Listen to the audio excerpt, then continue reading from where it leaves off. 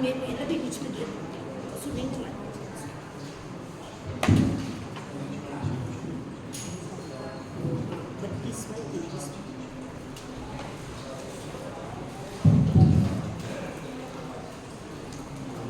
मंगलाचरण के लिए अपने अपने हाथों को जोड़ लीजिए। नमः श्री वर्धमानाय निर्धूति कल्यात्मने सायोगानां त्रयोगानां यजविद्यादर्पणायते यजविद्यादर्पणायते। पंच परमेश्वरी भगवान की जय। राशि आदिनाथ भगवान की जय। पूज्याचे श्री आदि सागर महाराज की जय। आचार्य श्री मारी कृष्ण महाराज की जय। आचार्य श्री विमल सागर महाराज की जय। आचार्य श्री तपस्वी सम्राट सनकी सागर महाराज की जय। आचार्य गुरु सुंदर सागर महाराज की जय। अहिंसा मई ईश्वर धर्म की जय। हमारी माता की जय। माता जी की जय। संत की जय। एक नदी जब आगे बढ़ती है, बहुत सारे पत्थर भी उसके मार्ग में आते हैं, लेकिन हवा उसको सहयोग करती है। हवा उसका हाथ पकड़ लेती है और उस प्रेरणा से वह नदी धीरे धीरे आगे बढ़ती रहती है। यदि हवा विपरीत हो तो नदी आगे नहीं बढ़ सकती। हर व्यक्ति को कोई ना कोई सपोर्ट करने वाला चाहिए, आगे बढ़ाने वाला चाहिए, प्रेरक निमित्त चाहिए। चाहिए कि नहीं चाहिए? बादल जब ऊपर आसमान में गरजते हैं तो उनकी गरज का साथ देने के लिए वहां पर बिजली आती है, बिजली भी चमकती है। बादल और बिजली पूरे मिल करके वर्षा के लिए माहौल बना देते हैं और फिर वर्षा होने लगती है। वर्षा के लिए पूरा माहौल बनाते हैं और बादल और बिजली मिलके माहौल बना देते हैं। तो इसी तरह से उनको भी, बादल को भी बिजली का क्या मिल जाता है? प्रेरणा मिल जाती है, सपोर्ट मिल जाता है और वह आगे बढ़ जाता है। जब कोई पति राह पर चलता है, राह से वो अनजाना है, तो रास्ते में मील के पत्थर आते हैं। मील के पत्थरों को देख करके वह सोचता है अरे 10 किलोमीटर और है। और फिर देखता है कोई पथिक जा रहा है, उससे पूछता है भाई यहाँ से मंदिर कितना दूर है? तो वह बता देते हैं कि यहाँ से मल्हारगंज का मंदिर दूर है। और पूजा की सामग्री लेकर के पथिक जा रहे हैं, उनको देखकर वो अंदाजा लगा देता है कि रास्ता एकदम सही है। तो उसको वे सब प्रेरणा दे रहे हैं कि देखो मंदिर में चलो। सुबह होती है, सुबह क्या होता है? सुबह का भी पूरा वातावरण निर्मित होता है। जैसे ही सूर्य उगता है, पक्षी अपने अपने डैनों से निकल करके, अपने अपने घोंसलों से निकल करके अपने पंख फैला लेते हैं और उड़ने लगते हैं। ठंडी ठंडी हवा चलने लगती है। ये सब प्रेरणा देते हैं कि हे भाई चलो, मंदिर में भगवान के अभिषेक का समय हो गया है। रात्रि का साथ देता है वह चंद्रमा। जब रात्रि आती है, रात्रि वैसे ही शीतल होती है और उसमें वह चंद्रमा चमचम चमकता है, तो रात्रि की शीतलता और ज्यादा बढ़ जाती है। पूर्णिमा के दिन रात्रि की शीतलता और ज्यादा बढ़ जाती है। तो इस तरह से सब एक दूसरे का हाथ पकड़ करके चलते हैं, एक दूसरे को प्रेरणा देते रहते हैं। और जब छोटा बच्चा है, वह बच्चा स्कूल में पढ़ने के लिए जाता है, माँ कहती है मेरा राजा बेटा है, मेरा बहुत प्यारा बेटा है, आज स्कूल में जाएगा, अच्छी अच्छी पढ़ाई करेगा और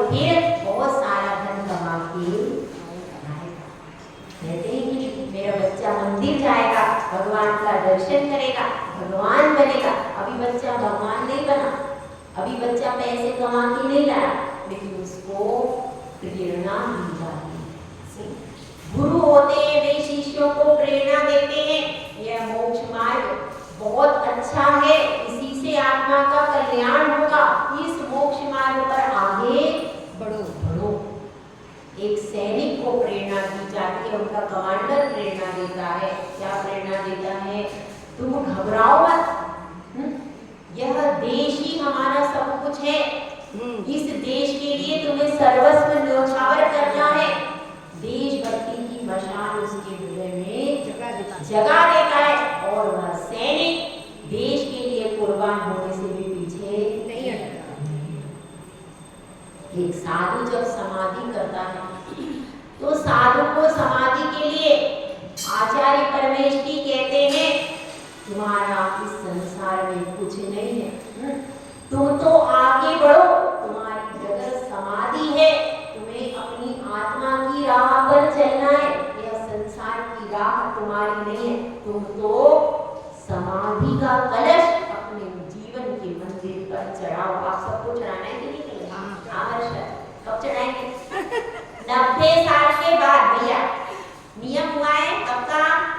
90 साल के बाद का नियम हुआ है भैया। इसका आपका हो गया? आपका तो 100 साल के बाद, ठीक है? हाँ, अनुपमा जी का 100 साल के बाद, वर्षा जी का 90 साल के बाद, उषा जी का 95 साल के बाद। सही है? गारंटी है 90 साल तक जिएंगे। अभी तो आपको सोचना है, थोड़ा थोड़ा अपना विचार करना, कहीं देर ना हो जाए। एक गाना है, देर ना हो जाए, कहीं देर ना हो जाए। तो वो गाना रोज सुनो और अपने दिमाग में लगाओ कि भाई कहीं मेरे को समाधि में देर ना हो जाए और प्राण पखेरु उड़ जाए।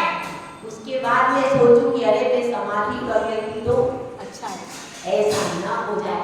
इसके पहले कि प्राण पखेरु उड़ने की बेला आए, शरीर बिल्कुल हो जाए, पेट्रोल निकल जाए शरीर का, उसके पहले अपन सचेत हो जाए। ज्यादा समय निकल गया, शरीर तुम्हारा बिल्कुल बेकार हो गया, फिर तुम मोक्ष मार्ग पर नहीं बढ़ सकते। बढ़ सकते हो नहीं, इसलिए समय रहते चेत जाए, वही समझदार प्राणी होता है। ठीक है, तो अपना अपना अपने को विचार करना है। क्या विचार करना है? यहाँ पर प्रेरणा की बात चल रही है। प्रेरणा प्रकृति भी देती है और गुरु भी देते हैं, माँ भी देती है, पिता भी देते हैं, सभी अच्छे कार्यों की प्रेरणा देते हैं, आगे बढ़ने के लिए प्रोत्साहित करते हैं। तो ऐसी ही यहाँ पर बात चल रही है कि जब कोई किसी को प्रोत्साहित करना है, आगे बढ़ाना है, तो उसमें ज्यादा गुण नहीं भी है तो भी उसको सपोर्ट करने के लिए बड़ी बात नहीं की जाती है। माँ कहती मेरा राजा बेटा नहीं है, नहीं, पर कह दिया जाता है। इसी प्रकार से एक गृहस्थ मोक्ष मार्गी है, वो हतोत्साहित हो जाता है, तो उसको सपोर्ट करने के लिए, उसको आगे बढ़ाने के लिए गुरुदेव ने यहाँ पर इस श्लोक की रचना की है। देखिए अपन श्लोक को पढ़ते हैं। श्लोक नंबर 33, 33 नंबर 33। गृहस्थो मोक्ष मार्गस्थो निर्मोहो नैव मोहवान् अनकारो गृही श्रेयान् निर्मोहो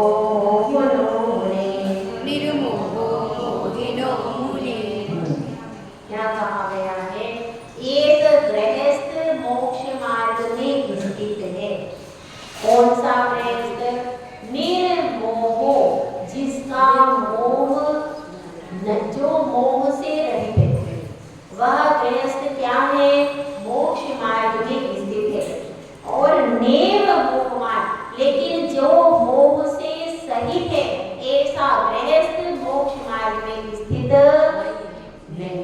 नीचे की लाइन देखिए, अनकारो ग्रही श्रेयान निर्मोहो मोहनो मुनि।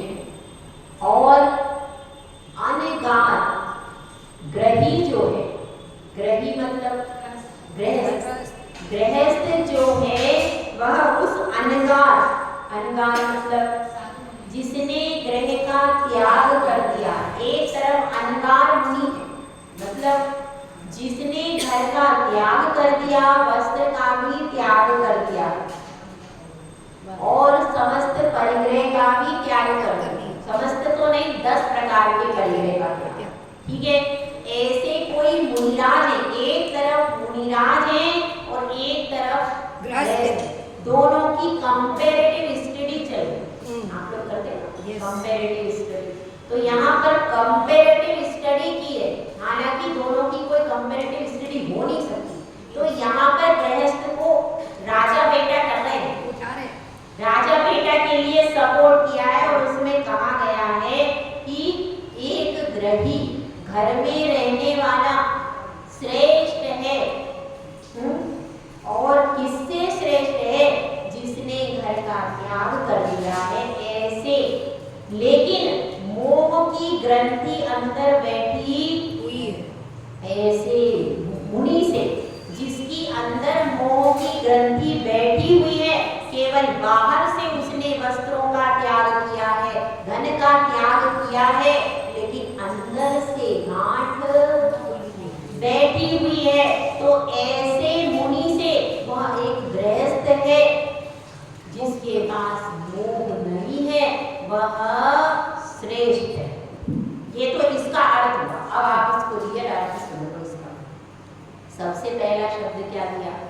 गृहस्थो, निर्मोह। सबसे पहले इसमें सारी बात चल रही, वो किसकी चल रही? मोह को छोड़ने, मोह की बात चल रही है। तो यहाँ पर समझना कि यहाँ पर मोह से अर्थ है मोहनी कर्म के 2 भेद। ये देखिए करणानियोग का विषय है, इसको ध्यान से समझ लेना। मोहनी कर्म के कितने भेद होते हैं? हाँ बमा जी, 2 भेद। मैंने आपके यहाँ हाथ कर दिया, मुझे नाम याद हो गया। हाँ कितने भेद है? 2 भेद है मोहनी कर्म के। कौन कौन से? नहीं, ये तो घातिया कर्मों के भेद बता रहे हो। हाँ साधना जी, दर्शन मोहनी और चारित्र मोहनी। भले आप लिख लीजिए, याद कर लीजिए। यदि ये 2 भेद भी याद हो गए तो जीवन में कल्याण हो जाएगा। सबसे पहला कौन सा है? दर्शन मोहनी। दर्शन मोहनी। दूसरा कौन सा है? चारित्र मोहनी। दर्शन मोहनी और चारित्र मोहनी 2 भेद है। कल पूछूंगी, याद करके आना, ठीक है। मोहनी कर्म के, और सारा खेल ये मोहनी कर्म ही कर रहा है। अगर मोहनी कर्म को आपने जीत लिया तो बस आप आनंद बन जाओगे, कुछ नहीं करना उसके बाद। एक ही कर्म जीतना है मेन, कौन सा? मोहनी। बस मोहनी आप जीत के दिखा दो, 8 अपने आप 7 सब आगे पीछे पीछे आ जाएंगे। क्योंकि राजा कौन है? मोहनी राजा। राजा यदि तुमने जीत लिया तो प्रजा तो कुछ कर ही नहीं सकती। सैनिक वैनिक क्या करेंगे? सैनिक सेनापति कुछ नहीं करेंगे, राजा अपने बस में हो गया। तो इसलिए हम तो कहते हैं 8 को नहीं जीतना, 1 को जीत। इसको मोहनी को बस जीत लो। आप मोहनी जीतते क्या बन जाओगे? मोहनी के बाद में फिर सीधा रास्ता है आगे अनंत बनने के लिए, रास्ता खुला। तो अब अपने को यह समझना है कि यहाँ पर वे प्रेरणा दे रहे हैं। तो दर्शन मोहनी और चारित्र मोहनी 2 प्रकार के होंगे। मोहनी कर्म के 2 भेद हुए, दर्शन मोहनी के 3 भेद। पहला मिथ्यात्व, ये मैं 6 डाला में पढ़ा चुकी हूँ, दोबारा। मिथ्यात्व, सम्यक मिथ्यात्व और सम्यक प्रकृति। मिथ्यात्व, सम्यक मिथ्यात्व और सम्यक प्रकृति, किसके भेद हैं ये? दर्शन मोहनी कर्म की, ठीक है। तो यहाँ पर जितना प्रकरण चल रहा है वह केवल दर्शन मोहनी की अपेक्षा से ही चल रहा है। चारित्र मोहनी की अपेक्षा से कोई प्रकरण नहीं चल रहा। चारित्र मोहनी के कितने भेद हैं? 25 दिखाऊं क्या? चारित्र मोहनी के कितने भेद हो गए? 25 भेद। अनंतानुबंधी चार कषाय, अनंतानुबंधी क्रोध, मान, माया और लोभ। अप्रत्याख्यानावरण क्रोध, मान, माया और लोभ। प्रत्याख्यानावरण क्रोध, मान, माया और लोभ। उसके बाद संजनन क्रोध, मान, माया और लोभ। क्रोध, मान, माया, लोभ कॉमन लिख लो और चार कैटेगरी डाल दो। ये क्या हो गई? कितनी कक्षाएं हो गई? 16 हो गई। चार चार भेद करेंगे ना सबके, तो 4 चौक 16। हम भी स्कूल में पढ़े भैया। और इसमें फिर हास्य आदि 9 कक्षाएं जोड़ो। हास्य, रति, अरति, शोक, भय, जुगुप्सा, स्त्री वेद, पुरुष वेद, नपुंसक वेद। हास्य, रति, अरति, शोक, भय, जुगुप्सा, स्त्री वेद, पुरुष वेद और नपुंसक वेद।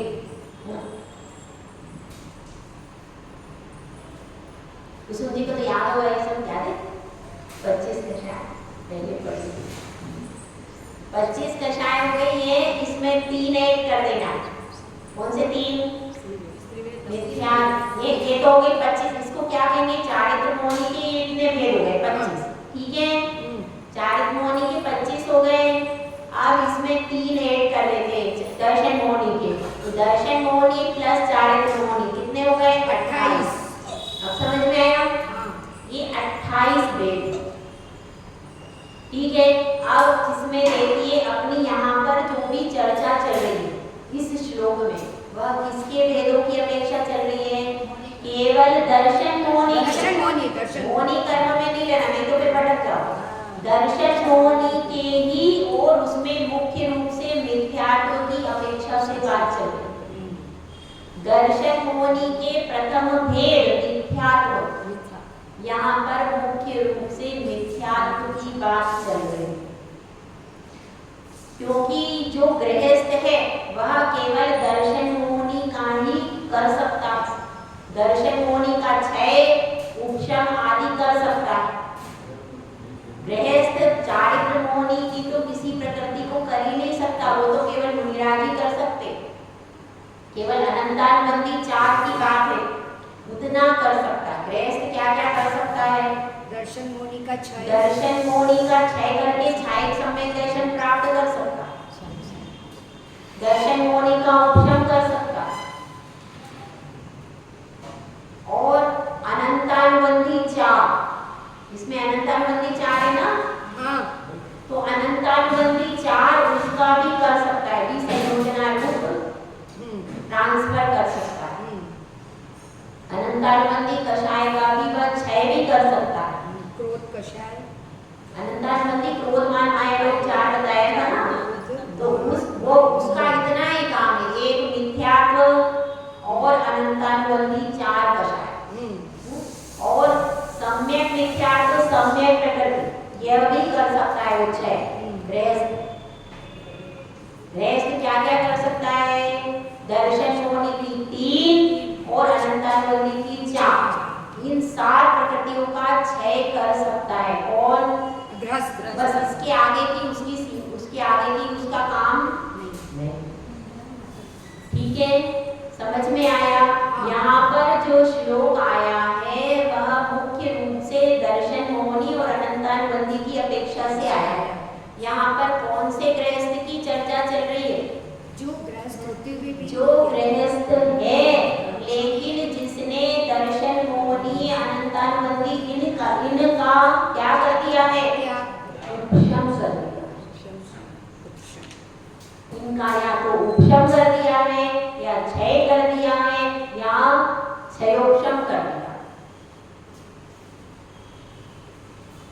अनंतानुबंधी और दर्शन मोहनी इनकी प्रकृतियों का किसी ने क्या कर दिया? क्षय कर दिया, उपशम, क्षयोपशम कर दिया। ऐसा वह कौन है? गृहस्थ। तो इन प्रकृतियों का उपशम यदि उसने कर दिया है, क्षय कर दिया या क्षयोपशम कर दिया, तो वह मोक्ष मार्ग पर स्थित हो गया। मतलब उसको इतना भेद विज्ञान हो गया है, घर में वो रह रहा है, लेकिन घर में रहता हुआ भी उसको वेद विज्ञान है यह घर मेरा नहीं है, ये पति मेरे, यह धन सामग्री मेरी नहीं, मैं तो एक शुद्ध न्यायक स्वभावी आत्मा हूँ, ऐसा उसको वेद विज्ञान प्रतिपल हो रहा। भोजन वो कर रहा है, वस्त्र भी अच्छे पहन रहा है, उसको हर समारोह में जाना पड़ेगा, विवाह में भी जाना पड़ेगा, विवाह का उत्सव हो रहा है तो विवाह के उत्सव में भी जा रहा है, और मरण की सूतक पातक में भी वो जा रहा है। सारी सामाजिक क्रियाओं का निष्पादन करेगा कि नहीं करेगा? करेगा। घर में बेटी का विवाह हो, बाहर भी विवाह में जाना पड़ेगा, सामाजिक संबंध निभाने के लिए अच्छे अच्छे कपड़े भी पहनना पड़ेगा, जेवर भी पहनना पड़ेगा, सब कुछ करना पड़ेगा उसको, लेकिन उसके बाद भी उसको यह प्रतिपल आभास है कि ये मेरा स्वभाव नहीं है, यह तो मुझे इस गृहस्थ पर्याय में मजबूरी में करना पड़ रहा है। कब यह गृहस्थ पर्याय छूटे, कब मैं आर्यिका बनूं, कब मैं मुनि बनूं, ये सारा झंझट मेरे गले से, ये तो गले में फंदा पड़ा हुआ गले में घंटी बांध ली। किसने बांधी थी प्रिया? जिस दिन आपने 7 फेरे लगाए ना, उस दिन एक घंटी बंध गई आपके गले से, हैं? वो घंटी बंदी, पता नहीं संजय जी के बंदी थी कि वर्षा जी के, पता नहीं किसके बंदी थी, वो तो कोई जानता है? तो लेकिन गले में घंटी बांध ली। अब वो क्या कर रहे, अब जैसी चल रहे तो बजती है, आपकी बजती है कि नहीं? बजती है। जैसे ही आप गृहस्थी के पहले घंटी नहीं बंदी थी तो फ्री घूमते थे, जहाँ जाओ वहाँ जाओ, जो जाओ सो करो। अब जैसे ही थोड़ा सा टाइम ओवर हुआ, घंटी बज जाती, चलो गए। पहले कोई नहीं था, मस्ती थी, आराम से घूमते थे, फिरते थे, जब मर्जी हुई तब घर में आ गए, जाकर मम्मी पापा थोड़ा बहुत बोलते थे पर कोई बात नहीं, काम होगा मम्मी कर लेगी, क्या टेंशन है। अगर हम आज सहेली के घर भी रह गए, शाम को नहीं गए, घर में टाइम से नहीं पहुंचे तो क्या होगा, कोई बात नहीं मम्मी कर लेगी, मंदिर में 1 घंटा पूजा कर लेगी, कोई बात नहीं मम्मी भोजन बना लेगी, टेंशन था क्या इतना। लेकिन अब तो तुमको पप्पे भी संभालने हैं पप्पू भी संभालने हैं, और रोटी भी बना, सारा काम भी करना है। बहू राखी पे चली जाती है, ये करो, करना तो है। तो अब तो अपना ही घर है, अब तो करना ही पड़ेगा। पहले तो कोई बात नहीं, माँ बाप भी सोचते अरे बेटा अभी क्या करवाना है इससे, इसको घर में जाके तो करनी है, यहाँ पे इसको कोई बात नहीं मंदिर करने दो, पूजा करने दो, माता जी के पास बैठी, कोई टेंशन नहीं है, नहीं थी पहले। अब तो तुमने घंटी बांध ली, अब जरा से गए, हाँ भाई घंटी बज गई, चलो बजती है कि नहीं घंटी? बज जाती, तुरंत मोबाइल पे हाँ गले में बांधते थे पहले, अब आप मोबाइल साथ में घंटी लेके घूमते हैं। ऐसा तो यहाँ पर बात यह चल रही है, जिसने दर्शन मोहिनी की प्रकृतियों का क्षय उपशम कर दिया है, वो घर में ही रह रहा, सारे कार्य कर रहा, पर उसकी मान्यता संसार की नहीं है। वो सोचता है ये सब कार्य करते हुए भी दुखी होता कि ये सब कार्य मुझे करने पड़ रहे हैं, ये मेरा स्वभाव नहीं है। मैं तो तब वो दिन आए, हाथ में पिछी कमंडल, वह घड़ी कब आएगी, चल पड़ूंगे मोक्ष मद में।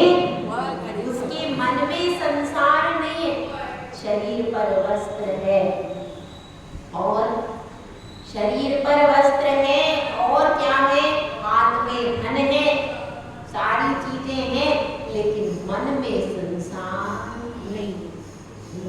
मन से वह सोच रहा है कब इन सब से पीछा छूटे, कब मैं पत्नी से पति से पीछा छुड़ाऊं और यहाँ से जाकर के संग में जाकर दीक्षा लूं। ऐसे उसके भाव बन रहे हैं।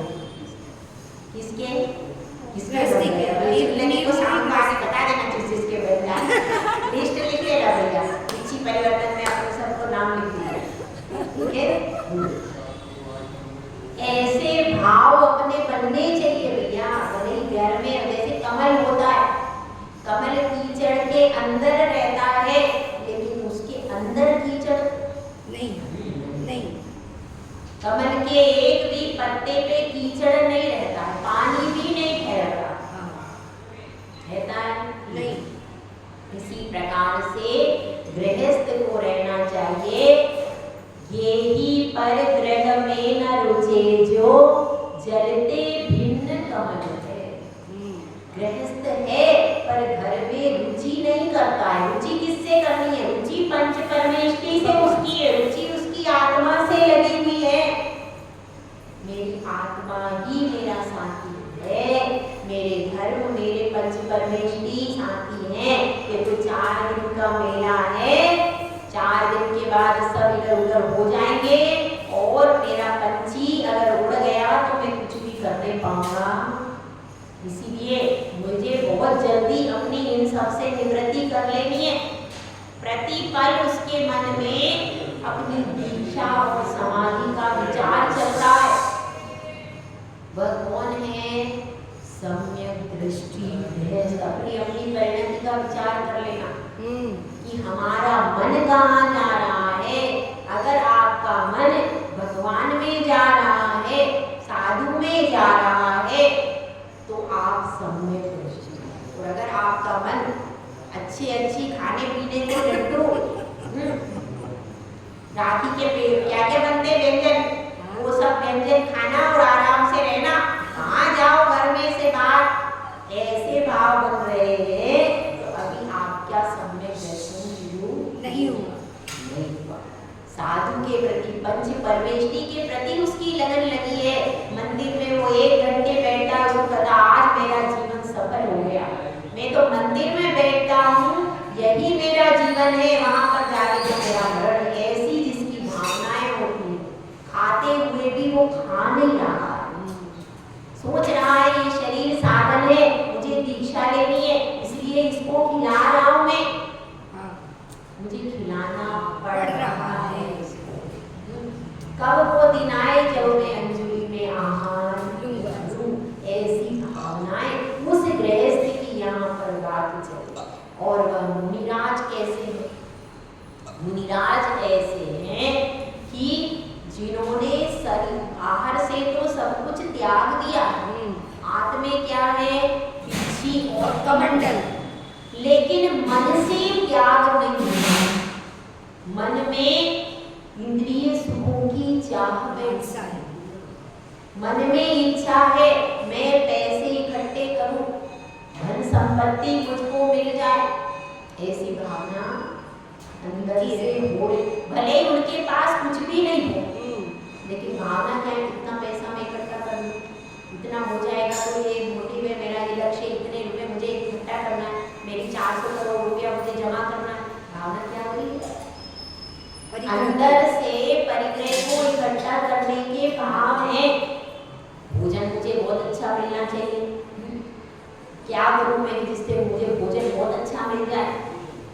यह सब बहुत स्थिति उसकी क्या हो रही है? पंचेंद्रिय के धन की सामग्री के प्रति इच्छा है और विषय भोगों के प्रति इच्छा है। और कोई व्यक्ति भी यदि उनसे जुड़ जाता है तो उसके प्रति अति मोहित हो जाते हैं। ऐसा भी हो सकता है, अगर शिष्य के प्रति भी अति मोह हो जाए तो भी क्या हो जाएगा? भले ही आपने घर बार छोड़ दिया, पर शिष्य के प्रति भी अति मोही साधु नहीं हो सकता। इतना मोह रखो कि आपकी दैनिक क्रिया पल जाए। नहीं तो भाई वो शिष्य आ गया, अब सामायिक करनी नहीं है, अब स्वाध्याय करना ही नहीं है, दिन भर उसी को लेकर के सुबह से शाम तक बैठे रहे। कोई अगर बहुत सारी भीड़ आ गई आज सुबह से लेकर शाम तक, अब हम सामायिक नहीं करेंगे, अब स्वाध्याय नहीं करेंगे, कोई अपनी षट आवश्यक क्रियाओं को नहीं कर रहे हैं, मात्र लोगों को रंजायमान कर रहे हैं, मात्र ख्याति पूजा लाभ में ही जिसका लगा हुआ। बाहर के प्रपंच, इतनी पब्लिक आना चाहिए, 1000 आदमी आएंगे तो मैं प्रवचन करूंगा। क्या ख्याति लाभ पूजा में पब्लिक अच्छी होना चाहिए, पब्लिक खूब सारी होना चाहिए,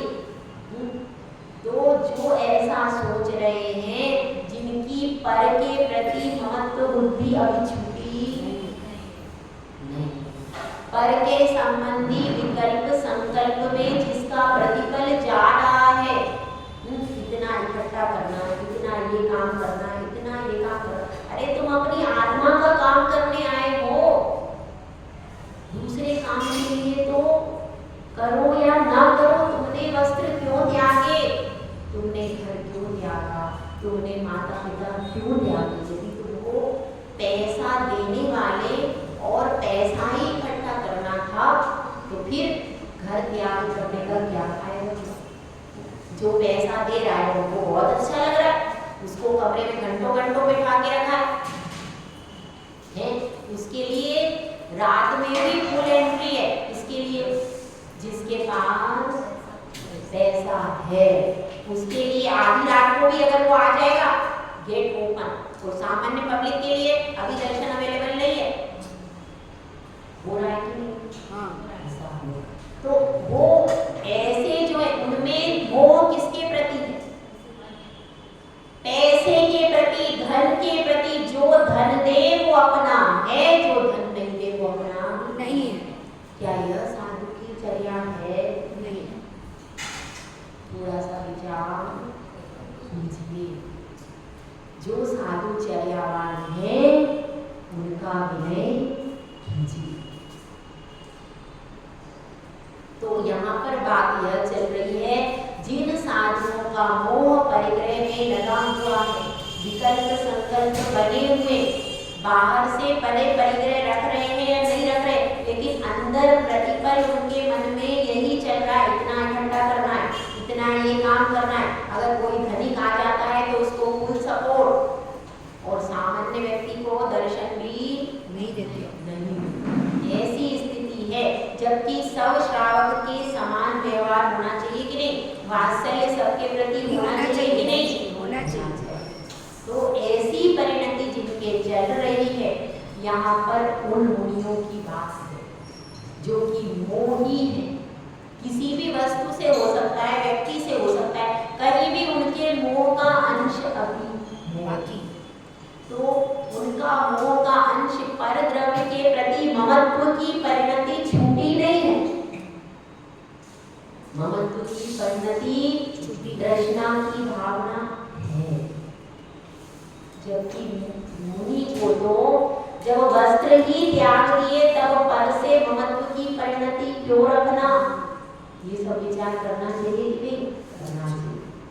तो यहाँ पर बात उनकी चल रही है, जिनके मन में ममत्व परिणाम छूटा नहीं है। तो उन मुनियों की बात चल रही है। लेकिन एक श्रावक का तो कर्तव्य है, आप अंतरंग में मन में परिणति को नहीं जान सकते। कुछ की बाहर भी दिख जाती है, बाहर भी दिख जाती है, पर उसके बाद गृहस्थ के लिए आहार दान बंद नहीं करना।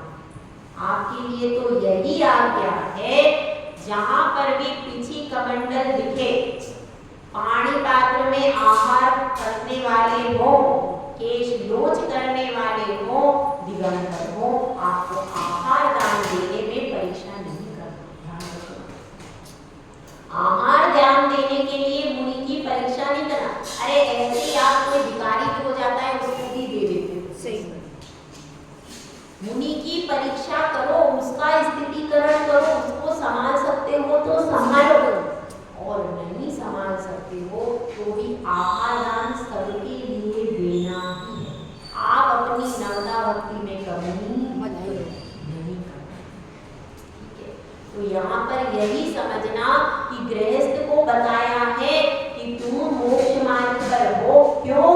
क्योंकि तुम्हारे मन में दर्शन मोहि रूप मिथ्यात्व नहीं, और उनके मन में मिथ्यात्व का अंश है। अभी वो भेद विज्ञान नहीं कर पा रहे, अभी वो अपनी चर्या को पूर्ण रूपेण नहीं कर पाए। ऐसे जो मुनिराज हैं उनके लिए यहाँ पर कहा गया है कि उनसे यह गृहस्थ श्रेष्ठ है, ठीक है? लेकिन दोनों अपनी अपनी जगह सही है।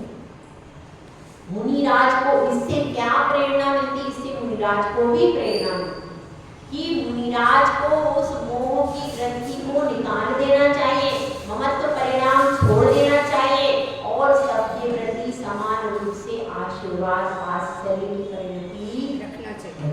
मुनियों को भी प्रेरणा दी जा रही है, गृहस्थ को भी प्रेरणा दी जा रही है कि तुम घर में रह रहे हो, पत्नी के साथ, बच्चों के साथ और समाज के साथ रह रहे हो, धन भी है, विषय भोग भी है, सारी सामग्री भी है, इसके बाद भी तुम ये कहो कि मैं धर्म नहीं कर सकता, तो ये मिथ्या वचन है। तुम इन सब के साथ रहो पर इन सब को मन में मत रखो। साथ रहने में कोई दिक्कत नहीं है, लेकिन मन में रखने में दिक्कत। इनके प्रति ममत्व बुद्धि, मिथ्यात्व रूपी परिणाम मत रखो, तो तुम श्रेष्ठ बन सकते। तो यहाँ पर दर्शन मोहिनी की इन प्रकृतियों का क्षय क्षोक्षम करने के लिए दोनों को प्रेरणा दी गई और गृहस्थ को ऊंचा क्यों उठाया है कि तुम श्रेष्ठ हो, पर क्यों? सम्यक दर्शन रूपी रत्न को तुमने प्रकट कर लिया, इसलिए तुम श्रेष्ठ हो। जो सम्यक दर्शन को प्रकट कर लेगा वह कौन हो जाएगा? श्रेष्ठ हो जाएगा। इस बात को यहाँ पर समझाया गया। इस गाथा में लोग कहते हैं अरे मुनि तो बेकार है, गृहस्थ श्रेष्ठ, ऐसा अर्थ नहीं लगा लेना। एक एक शब्द का खोल करके अर्थ लगाओ कि यहाँ पर महिमा ना गृहस्थ की गाई गई ना मुनि की गाई गई। यहाँ पर महिमा अगर किसी की गाई गई है तो सम्यक दर्शन की महिमा गाई। यहाँ पर सम्यक दर्शन की महिमा की अपेक्षा कथन है, ना कि गृहस्थ और नीराज की अपेक्षा। ठीक है, इस बात को व्यवस्थित तरीके से समझें। अपन दूसरी गाथा पढ़ते हैं।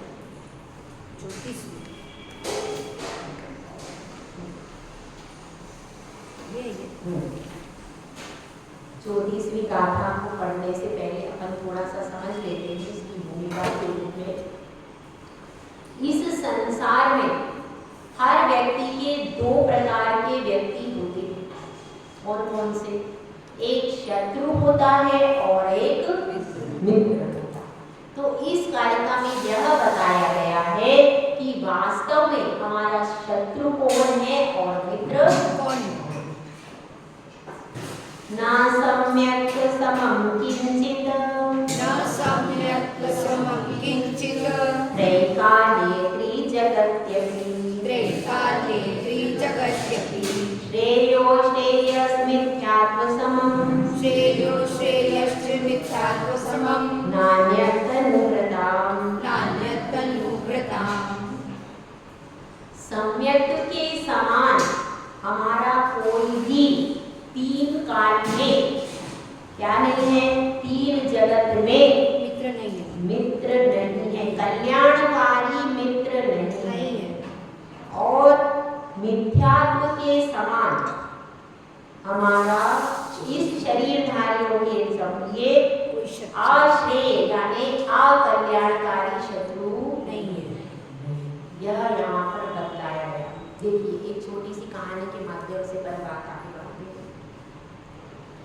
एक अंधा था और एक उसके साथ में उसका मित्र था। मित्र अंधा नहीं था, मित्र आँख वाला। तो दोनों एक धर्मशाला में रुकते हैं। रात बितानी थी उनको, सुबह कहीं पर जाना था, एक अंधा और एक आँख वाला दोनों। अब दोनों वहाँ पर रुकते हैं तो उस समय बहुत तेज सर्दी के दिन थे। सर्दी के दिन थे तो दोनों ठंड से टुटुर करके सो जाते और वहाँ का थोड़ा खुला परिसर था। धर्मशाला में कहीं दरवाजे होते हैं, कहीं नहीं होते, ऐसी पुरानी धर्मशाला तो उसमें दरवाजे भी टूटे हुए थे। उसमें ये दोनों रुक तो गए, जैसे तैसे इन्होंने रात काटी। अब सुबह हुई तो सुबह उसको अंधेरे जो अंधा व्यक्ति था उसने हाथ से टटोला तो एक लकड़ी उसके हाथ में आ गई। वह उस लकड़ी को सहलाने लगा। उसको लगा अच्छा है, चलो अब मैं चल नहीं पाता हूँ, ये लकड़ी मिल गई है तो मैं इसके सहारे आराम से चल लूँगा। पहले तो मैं अपने मित्र का हाथ पकड़कर चलता था, लेकिन अब लकड़ी मिल गई है, चलो अच्छा है, अच्छा है। ऐसा सोचकर वो लकड़ी को धीरे धीरे सहलाने लगा। इतने में क्या हुआ, उस मित्र की आँख खुल गई, दूसरे मित्र की। अब वह कहता है तुम इस लकड़ी को छोड़ दो, ये लकड़ी खराब है, अच्छी नहीं। इतनी अच्छी मुझे लकड़ी मिल गई है और तुम कह रहे हो इसको छोड़ दो। भाई ये लकड़ी अच्छी नहीं है, मैं जो कह रहा हूँ बात को मानना चाहिए। ये लकड़ी अच्छी नहीं, मुझे सब कुछ दिखाई दे रहा है, ये तुम्हारे लिए अच्छी नहीं है, इसको छोड़ो। नहीं, तुम्हें मुझसे ईर्ष्या हो गई है, इसलिए तुम मुझे इस लकड़ी को छोड़ने को कह रहे हो। ये लकड़ी तो इतनी कोमल है, इतनी अच्छी है और मैं इसके सहारे आगे बढ़ जाऊंगा, मुझे तुम्हारी कोई जरूरत नहीं है। तुम जहाँ जाना चाहो वहाँ चले जाओ, मुझे तो ये लकड़ी मिल गई, मैं इससे ही रास्ता तय करूँ। ऐसा कह के वो अपने मित्र को झाड़ देता है। मित्र सोचता है, समझाता है, बहुत प्रयास करता है, उससे कहता है भाई इस लकड़ी को छोड़ दे, लकड़ी अच्छी नहीं है, लेकिन मैं आने को तैयार नहीं होता। अब वह मित्र भी थोड़ी दूर जाकर बैठ जाता है कि अभी इसको समझाने से कोई फायदा नहीं। अब उसको तो बहुत खराब लगता है कि मैं कोई चीज कहता हूँ तो ये व्यक्ति मना ही करता है। ऐसा कई बार अपने साथ भी होता है, ऐसा अपने साथ भी होता है कि अपन कोई चीज कहते हैं और एकदम अपने कौन करता है, संजय जी, वर्षा जी कहते हैं देखो तुम मेरी कोई बात नहीं मानती, मैं कहती हूँ 6 बजे 7 बजे जल्दी दुकान से आ जाया करो, पूरे दिन वहीं बैठे रहते हो, मेरा भी कोई मतलब है कि नहीं। मैं यहाँ दिन भर घर में कम से कम 2 बातें मीठी मुझसे कहो, टाइम से आ जाओ, पूरे वहाँ 11 बजा देते हो, मैं भी तो कोई हूँ तुम्हारी, 7 फेरे देके किसको लाए थे।